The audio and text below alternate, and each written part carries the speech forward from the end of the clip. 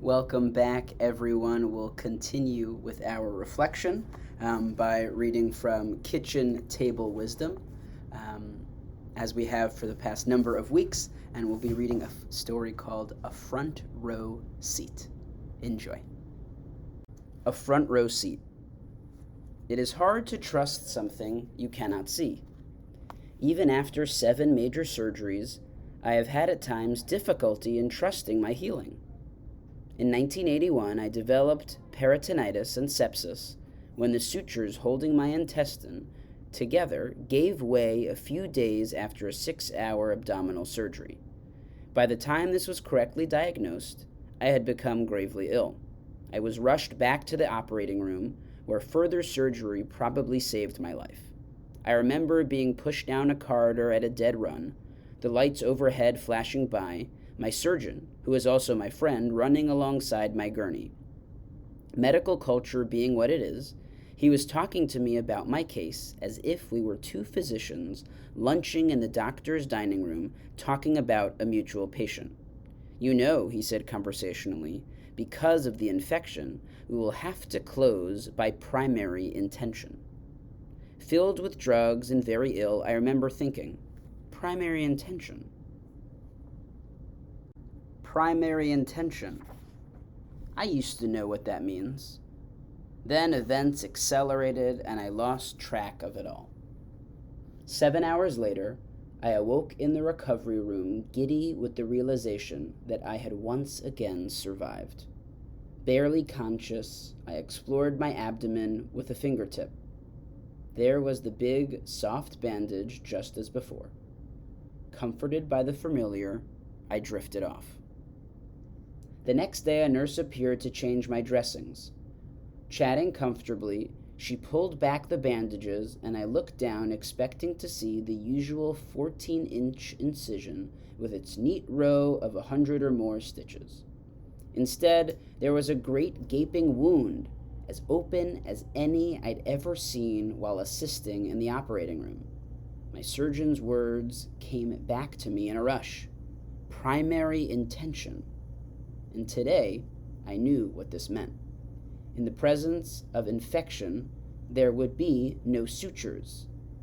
The peritoneum and the fascia would be closed, and then the wound would be left open to heal on its own.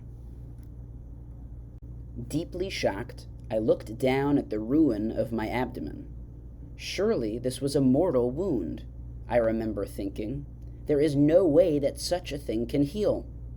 The nurse chatted on cheerfully, unaware of my reaction. Taping the dressing back in place, she left the room. The next morning, she was back to change the dressing again. This time, I turned my head aside and wouldn't look. She spoke to me pleasantly while she performed her task. I didn't answer. I was in despair. For several mornings, we went through this same routine. She pulling back the bandage, murmuring encouragement, I, head averted, awaiting the end. After a week or so, it occurred to me that against all probability, I was still here. Perhaps I would not die of this wound after all, but would have to live with it. This raised a completely different set of concerns and obsessions. How would I live with this great hole in my front? Perhaps after many years it might fill in and become flat, a scar 14 inches long and several inches wide. Until then, no tight jeans or bathing suits. Could I wear extra large clothes? Or fill the deep trench in my belly with cotton and tape it in so it would not show? After a few days of such musings, it became obvious that if I was going to live with it, I would need to see it. So that day, when the nurse pulled back the dressing, I forced myself to look again, expecting to see the gaping wound of 10 days before. But it was not the same. Astounded, I saw that it had begun closing in at the bottom and was distinctly narrower. And then an extraordinary thing began to happen.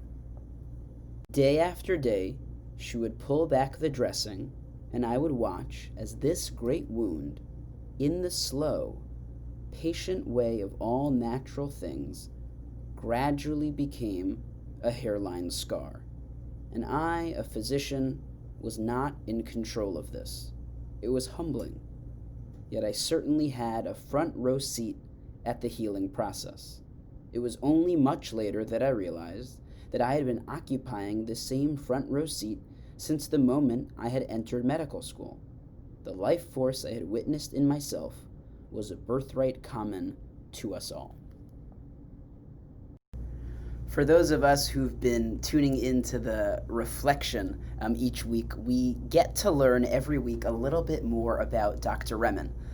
For those of you who are tuning in for the first week, I hope or for the first time, I hope you enjoyed the story. And for those of us who've been tuning in from week to week, we're learning a little bit more about her. I'm learning a little bit more about her life. And here is another glimpse into her own medical history, which gives us a good sense of how she's able to develop such empathy for others. We're learning because she went through a lot herself. She is a great storyteller, as we say all the time, really able to transform you in just a number of minutes, and able to really provide a beautiful message based on an experience. We all have a front row seat at our own lives, and are able to be in many ways amazed and wondered at life itself. I think that is what is so touching about this story here by Dr. Remen, but a theme throughout all of her stories. The wonder and amazement at life, not that the wonder and amazement at life because everything is wonderful, everything is great, everything is just easy. No, on the contrary, the wonder and amazement at life because it is life. It's hard, it's challenging. There are moments of redemption and joy all wrapped into one. And here we hear about kind of continued surgeries that she's had, and this time a kind of a gaping hole or wound, and what I kind of understand to be her stomach, and her amazement at the kind of the life force that each of us has. The wound for her that doesn't get stitched in the usual way, but is left open, is really the metaphor for vulnerability. The sense that there are things in our lives that we would prefer to keep wrapped up, prefer to keep tight and wound and protected, and really kind of safe from the world, the environment. And the times when we have to be opened up can be painful, but also times of tremendous growth, as she teaches us. And as probably each of us know in our own lives. Moments where we were unexpectedly broken open are also moments where we learned a tremendous amount about ourselves. Learned that we are not in control, and how humbling that is. Now, I think some of us who may be tuning in, whether it's for, whoever you may be, tuning in for the first time or for, continued times, might say, I don't like this story. Here it is. Sure, it's a meaningful story, and she finds a lesson to it, but she's recovered. She is able to kind of get back to it. But what about me? What about my own self, who, at this point in my life, I don't feel like I can fully recover. I'm at where I'm at. Well, I think perhaps what her response would be is that I don't think she's believing in anything as something as a full recovery. There's never really an ability, even when a younger self like her, maybe in her 40s or 50s at the time that she's writing the story, that you ever kind of fully recover, that you are never the same person. What you can do is to integrate this story into your life, to integrate this feelings or this experience, to adapt to what is going on. And so I think that's what she would offer here as well. So for some of us, whatever that gaping hole or wound is, in some ways, might not ever fully recover. But what I think she can offer us is this sense that the life force that is in us, that brings us back every day, that brings us back to reflecting together, is what is going to allow us to integrate these experiences, to adapt these experiences into our lives. So thanks for joining me as always. I hope you enjoyed and have a wonderful day.